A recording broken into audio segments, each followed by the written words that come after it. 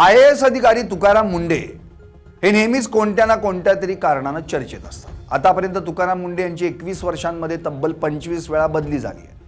दिव्यांग कल्याण विभाग मंत्रालयाच्या सचिव पदावरून त्यांची नियुक्ती आपत्ती व्यवस्थापन, पुनर्वसन आणि मदत कार्य, महसूल आणि वन विभाग मंत्रालयात करण्यात आली होती. मात्र या ठिकाणी त्यांना पदभार न देता आता त्यांची बदली अन्न व औषध प्रशासन विभागाच्या आयुक्तपदी करण्यात आली. गेल्या 1.5 महिन्यापासून मुंडेंना कोणतेच पद देण्यात आलं नव्हतं. त्यानंतर आता अखेर त्यांना एक पद देण्यात आलं. एका इमानदार आणि मेहनतीनं काम करणाऱ्या अधिकाऱ्याची हेळसांड सुरू असल्यानं मोठ्या प्रमाणावर टीका होती. तुकाराम मुंडेंचीच बदली का होत राहते असा प्रश्नही निर्माण होतो. त्यांना पदभार न देता दुसऱ्या विभागात का बदली करण्यात आली, पाहुयात या व्हिडिओत.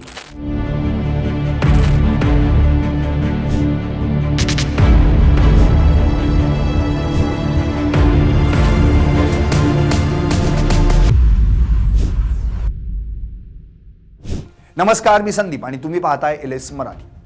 तुकाराम मुंडे यांची दिव्यांग कल्याण विभागातून केवळ 9 महिन्यातच बदली झाली. दिव्यांग कल्याण विभागात त्यांनी बोगस दिव्यांग प्रमाणपत्र शोधण्याची मोहीम हाती घेतली होती. अनेक सरकारी कर्मचाऱ्यांनी खोटी प्रमाणपत्र सादर करून नोकरी मिळवल्याचं समोर आलं होतं. या कारवाईमुळे प्रशासनातील एक मोठं रॅकेट उघडकीस येणार होतं अशी चर्चा आहे. हे रॅकेट उघड होण्यापूर्वीच 31 मार्च 2026 रोजी त्यांची अचानक बदली महसूल व आपत्ती व्यवस्थापन या विभागात करण्यात आली. जर त्यांची बदली झाली नसती तर IAS पर्यंत पोहोचलेल्या अनेकांना घरी बसावं लागलं असतं अशी चर्चा आहे.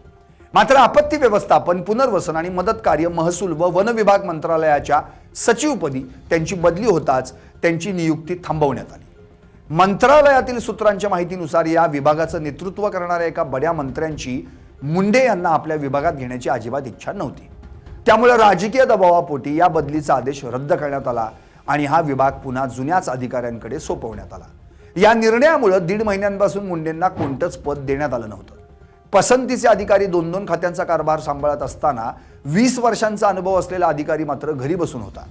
त्यामुळे सोशल मीडियावर सरकारवर जोरदार टीका झाली. आता मुंडेंना अन्न व औषध प्रशासन विभागाची जबाबदारी देण्यात आली आहे. पण हे पद सहसा नवख्या किंवा बढतीवर आलेल्या अधिकाऱ्यांना दिलं जातं. त्यामुळे मुंडेंसारख्या वरिष्ठ अधिकाऱ्याची या पदावर नियुक्ती म्हणजे पदावनती असल्याची चर्चा सुरू झाली. स्वतः तुकाराम मुंडे सुद्धा या पदभारावरून खुश नसल्याची सूत्रांची माहिती आहे. मुंडे हे धडाडीचे आणि कठोर निर्णय घेणारे अधिकारी म्हणून ओळखले जातात. ते सरकारला न घाबरता काम करतात. कोणत्याही राजकीय दबावाला बळी पडत नाहीत. कर्मचाऱ्यांना शिस्त लावतात. ते कोणतेही नियमबाह्य काम करत नाहीत असं म्हटलं जातं. मुंडे इमानदारीने काम करत असतात. मात्र अनेक वेळा त्यांच्या कामात किंवा टेंडर देण्याचं काम असेल अशा वेळी राजकीय लोक हस्तक्षेप करतात अशी माहिती आहे. यावेळी तुकाराम मुंडे हे नियमानुसारच काम करत असतात. त्यामुळे राजकीय लोक आणि तुकाराम मुंडे यांच्यात मतभेद निर्माण होतात. त्यामुळे राजकीय नेते आणि मुंडे यांच्यात वाद होऊन त्यांची बदली होते. तुकाराम मुंडे यांचं इमानदारीनं काम करणं हेच त्यांच्या बदलीचं कारण असल्याचं म्हटलं जातं. त्यांचं इमानदारीनं काम करणं सत्ताधारी असो की विरोधक यांना आवडत नसल्याचंही म्हटलं जातं. FDA म्हणजेच अन्न व औषध प्रशासन हा थेट जनतेच्या आरोग्याशी निगडीत विभाग आहे.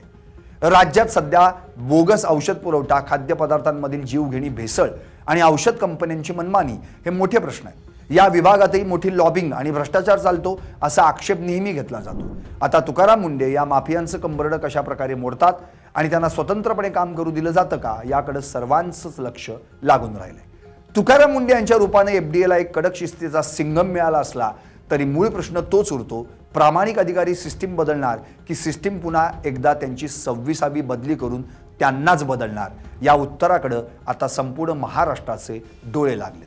मात्र थोडक्यात काय तर इमानदारीने काम करणाऱ्या तुकाराम मुंडेंना कायम या कामाच्या बदल्यात बदलीचं इनाम दिलं जातं हे मात्र नक्की. तुकाराम मुंडे यांची बदली म्हणजे प्रामाणिकपणाचा पराभव आहे की सिस्टीमचा विजय? जेव्हा एखादा अधिकारी नियमानं वागतो तेव्हा त्याला साथ देण्याऐवजी त्याची बदली करणं हे महाराष्ट्राच्या प्रगत संस्कृतीला साजेसं आहे का? तुम्हाला काय वाटतं? कमेंट करून नक्की सांगा आणि पाहत रहा LS मराठी.